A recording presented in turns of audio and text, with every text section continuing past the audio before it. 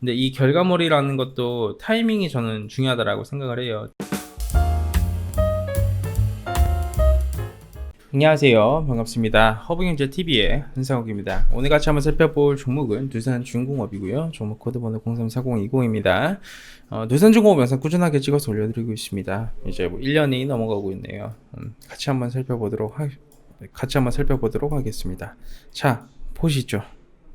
제가 이제 어저께 영상에서 봅시다 라고 얘기를 하는 부분에 대해서 어떤 분께서 제가 하대를 한다라고 생각을 해서 기분이 나쁘시다고 하시더라고요.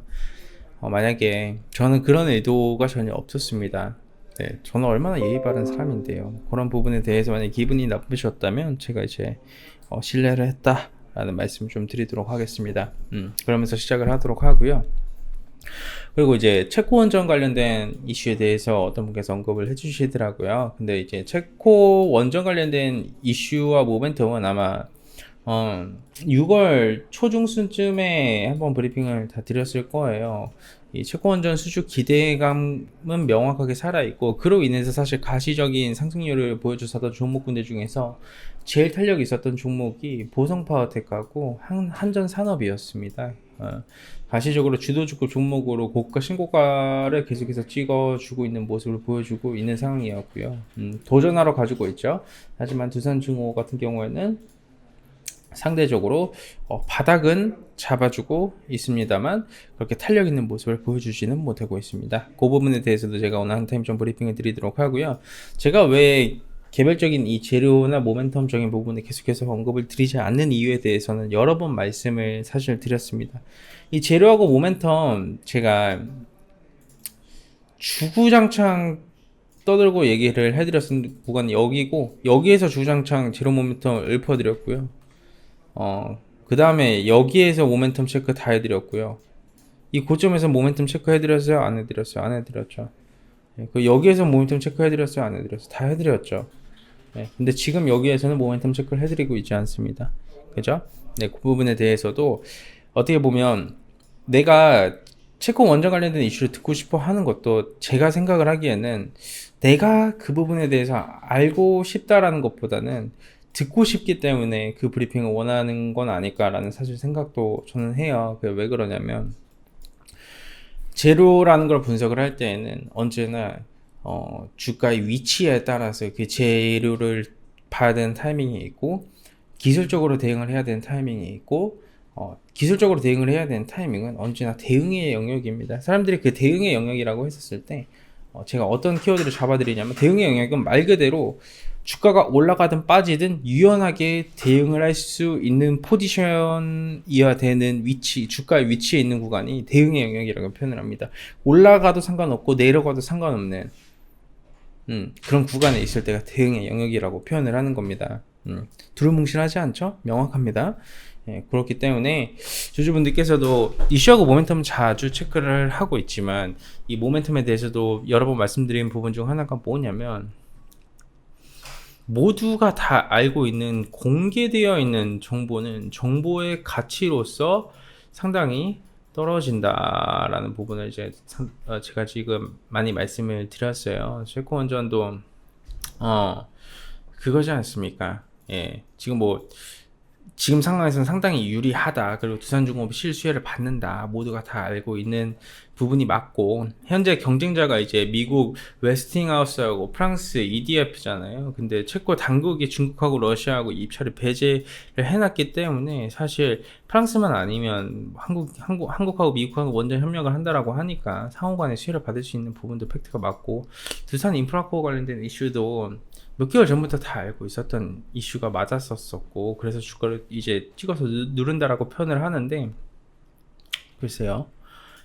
그거는 이제 어느 정도 결과물이 나와봐야지 메이저들의 의도를 명확하게 알 수 있는 부분인데, 이 메이저들의 의도를 제가 지금 주가의 위치에서 명확하게 파악을 한다라는 건 조금은 그 현실적으로 불가능하다라는 말씀을 조금 드렸어요. 메이저들이 여러분, 이들의 물량을 모아 가는 구간은요, 이들이 실제 주가를 끌어올리기 위해 작업을 시작한 시점은 여기서부터예요. 여기서부터라는 거예요. 그게 한 2,500원 수준이죠. 2,500원에서 3,000원 수준이라는 거예요. 그럼 이들은 얼마만큼의 물량을 분할 매수하고 주가를 끌어올리고 분할 매도하고 분할 매수하고 분할 매도하고 분할 매수하고 분할 매도하고 분할 매도하고 분할 매수하고 분할 매수하고 분할 매도하고 얼마만큼의 많은 물량이 섞여 있고 이들의 평균 단가가 얼마만큼이 형성되어 있는지에 대해서는 개인 투자자와 공개되어 있는 정보로는 정확한 수치를 알 수 있다는 건 현실적으로 불가능합니다. 특히 여기 구간에서는 뭐 3거래일 기준으로 10거래일 기준으로 그렇게 얘기를 한다는 것도 사실 어려운 이유 중 하나가 뭐냐면 두산중공업은 시가총액도 크고 주식수도 많아요. 그래서 이 물량을 다 계산을 해가지고 통계치를 낸다라는 건요, 지금 이 구간에서는 그 미션 임파서블입니다. 예, 미션 임파서블이에요. 제가 뭐 여러분들한테 듣기 좋게 브리핑 하려면 다 할 수 있죠. 왜 못해요? 계산기만 좀 두들겨보고 창고 계산이나 좀 해가지고 그렇게 말씀드리면 그게 사실 어떻게 보면 뭔가 색다른 분석이다, 잘하네 라고 생각을 할 수도 있겠지만, 그게 이제 저희는 팩트만 말씀드리고 그게 이제 뭐 내피셜 혹은 우리가 할 수 있는 영역이 아닐 때에 대한 분석은 잘 드리지 않아요. 그렇기 때문에 제가 말씀드린 부분에 당연히 언짢으신 분들도 계실 거고, 이 두산중공업의 미래가치성에 생각을 하시는 분들도 많으실 거고, 두산중공업의 가치투자의 관점으로 상당히 매력있고 탈원전 이슈 이후에 SMR이 게임체인저가 돼가지고 가시적으로 두산중공업 수혜를 받을 수 있을 거다라고 생각하시는 분들한테는 당연히 거기 언짢게 들릴 수는 있겠죠. 당연히 그렇게 생각을 합니다. 근데 여러분들이 알고 있는 그 게임체인저와 그 모든 모멘텀과 이슈는 여기서부터 나와줬다라는 걸 꼭 인지해 주셔야 돼요. 여기서부터. 그 이슈로 이 구간을 만들어준 거고, 그 이슈로 가시적으로 어떤 부분이 진행이 되니까 기대감의 프리미엄을 만들어준 거고, 저는 개인적으로 이 구간을 좀 뛰어넘기 위해서는, 다시 한 번 더 32,000원 구간을 뛰어넘기 위해서는 가시적인 결과물이 좀 나와줘야 되지 않을까. 근데 이 결과물이라는 것도 타이밍이 저는 중요하다라고 생각을 해요. 주식도 언제나 타이밍을 놓치면 무조건 끌어올리기에 부담이 있습니다. 왜 그러냐면 주가라는 건 피로감을 느끼게 되어 있어요. 그리고 내려가는 구간, 올라가는 구간에서 메이저들이 단타를 치다 보면 주가는 자연스럽게 무거워집니다. 무거워져요. 수급에 왜곡이 생기게 됩니다. 왜곡이 생긴다라는 건 계속해서 물량이 왔다 갔다 하면서 많은 개인 투자자 분들께서 물리는 그런 현상이 생겨요. 이런 구간에서는 메이저들이 단타를 치게 되면 그러면서 주가가 무거워지는 그 일련의 현상이 발생이 되는 겁니다. 그래서 그 지금 왜곡 구간이 있는데 여기서 모멘텀이 터져줘가지고 이걸 방향성을 가시적인 결과물과 함께 좀 이렇게 올라가줘야 된다라는 거. 이 타이밍을 놓치고 계속해서 거래가 이루어지면서 누군 받고 누군 물리고 근데 물리는 수치가 높아지면 높아질수록 주가는 무거워지니까 자연스럽게 주가도 내려와주게 되는 거죠. 왜냐하면 물리는 개인 투자자분들이 많으면 많을수록 주가는 올리기가 어렵고 단기 매매하기도 어려우니까 당연히 내려와주게 되는 게 정설이고 정석입니다.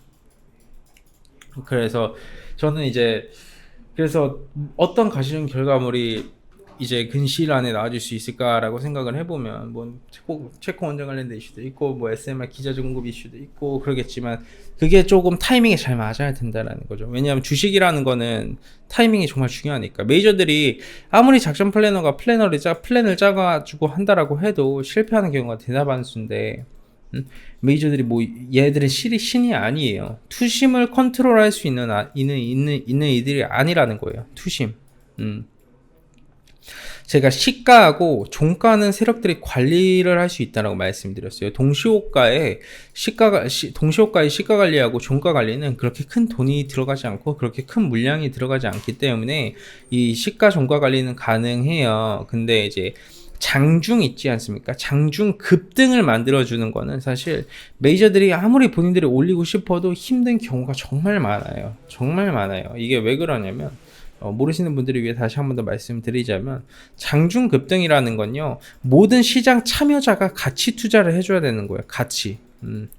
근데 벌써 주도주급 종목이기 때문에 한번 탄력 붙어서 움직여주게 되면 많은 개인 투자자분들도 같이 매수에 동참하기 때문에 충분히 지금으로서는 매력이 있는데, 이게 시간이 지나고 이렇게 조정폭이 좀 나와주고 지루해지고 매물대가 이렇게 쌓여 있는 구간에서 이슈하고 모멘텀이 나와줘서 메이저들이 끌어올린다라고 해도 이게 수급이 붙어주지 않고 매물대가 많으면 올라가주기 힘든 게 주가의 뭐다 원리라는 거예요. 그래서 저는 그 원리적인 부분과 원초적인 부분에 대해서 항상 언급을 드리는 거에 포커스를 많이 맞춰요. 제가 시장의 관점에서도 말씀드린 이유가 뭐냐면 이 시장이라는 거는 결국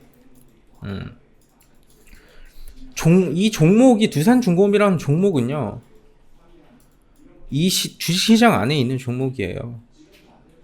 예. 시장의 관점에서 이 종목을 첫 번째로 보는 버릇이 있어야지, 이 종목을 먼저 보면 안 된다. 순서가 틀렸다라는 거예요. 순서가. 예. 이걸 먼저 분석을 하고 나서 이 분석 안에 이게 있냐를 봐야 되는 게 저는 우선순위라고 생각을 합니다. 네, 그렇기 때문에 너무 종목에만 치우쳐서 보시는 것보다는 조금 여러모로 눈을 열고 귀를 열고 들어보시는 것도 저는 매력이 있다라고 생각을 합니다. 여러분들께서 여러 가지 조합을 맞춰서 분석을 한다라는 게 사실 불리한 건 아니잖아요. 내가 일방적으로 하나의 종목만 가지고 분석을 한다라는 것보다는 여러 가지의 방향성과 여러 가지의 관점 자체를 듣고 거기에서 결과물에 또 창출을 해내는 것도 저는 중요하다라고 생각을 합니다. 아셨죠? 그렇기 때문에 전 두산중공업 주주분들한테 누누이 말씀드리지만 저는 굳이 여러분 지금 어려운 길을 갈 필요가 없어요. 네? 저는 여러분들하고 지금의 이런 어려운 길을 갈 필요가 없는데도 불구하고 제 스스로가 어떻게 보면 멍청하게도 어려운 길을 가는 거예요. 나는 여기서부터 찍었으니까 오늘도 뭐 이 정도 하락폭은 상관이 없죠. 어차피 가시적인 결과물 나와줄 텐데 하락폭이 나와주면 또 어떻습니까? 여기서 뭐 또 추가 매수해서 물량 늘린 다음에 가시적으로 SMR 상용화 될 때 그때 키워드 맞춰가지고 또 급등 나와주면 그때 또 수익 청산하면 되는 거다. 이때도 그랬다 라고 하면서 얘기를 하면 나야 편하죠. 근데 저는 제가 편한 길을 택하기보다는 여러분들한테 도움이 되는 길을 택하고 있잖아요. 그죠? 네. 내가 편한 길과 여러분들한테 도움이 되는 길의 차이점은 너무나도 명확합니다. 내가 편한 길은요, 여러분들도 기분이 좋으실 거예요. 제 브리핑을 보면서.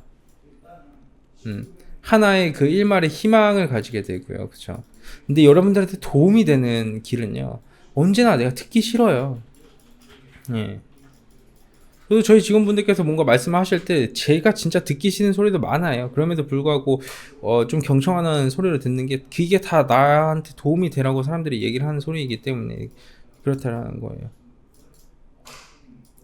내 듣기 싫으면 듣지 않으면 됩니다. 원래 쓴소리가 제일 듣기 싫거든요, 여러분. 가만히서라는 사람들은 언제나 여러분 소수의 사람들을 제외하고는 다수의 사람들한테 인기가 많고요.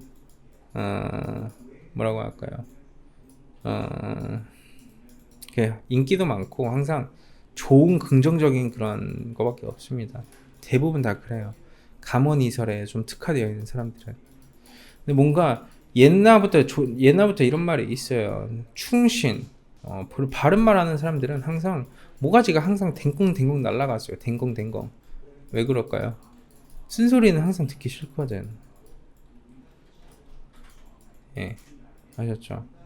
이 구간에서요, 제로만 이렇게 보고 분석을 한다고요? 아니라니까요, 이거는. 그 모멘텀으로 여기서부터 올라왔죠. 예, 저는 지금은 냉정하게 봐야 된다고 생각을 하고, 매집을 한 구간과 상승폭의 길이 자체가 상당히 길게 나와줬기 때문에 저는 여기까지는 너무나도 냉정하게 분석이 탁탁 돼요. 광기가 붙는 구간까지 딱딱 되는데 주도주의 첫 투매니까 한 번에 죽지 않겠지. 주도주는 왜냐면 한 번에 절대 죽지 않거든요.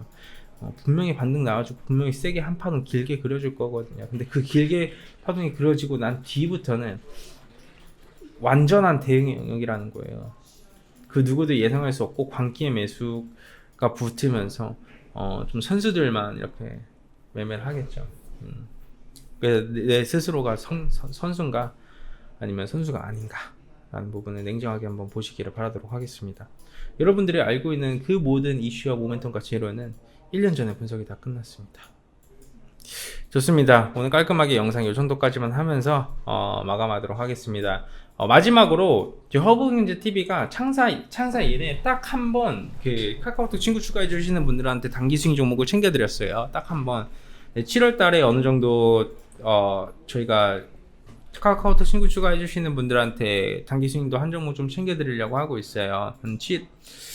시점은 7월 안으로 생각을 하고 있는데, 관심 있으신 분들은 친구 추가 한번씩 좀 해주시고요. 저희는 종목을 추천드리기 전에 이 종목을 매수하는 근거에 대해서 영상으로 매수하기 전날 먼저 보내드립니다. 그리고 나서 뭐 매수가, 매도가, 비중, 예상 보유 기간부터 시작을 해서 어느 정도의 리스크가 있고 이런 부분까지 상세하게 다 말씀드리니까 한번 오셔서 보시면 도움 많이 되실 겁니다. 여러분들이 매매 안 하셔도 돼요. 보시면서 허브경제 TV가 어떤 종목군들의 매매를 하는지 보시면 도움 많이 되실 거예요. 예. 친구 추가하는 방식은 친구 추가 아이콘 한번 눌러주시고요. 그 다음에 아이디로 추가 한번 해주신 다음에 저희 허브경제 TV HBTV 전사로 검색 후 친구 추가 눌러주시면 저희 채널로 오실 수 있습니다. 항상 사랑해주셔서 감사하고요. 주말 편안하게 보내시고 월요일날 인사드리도록 하겠습니다. 감사합니다.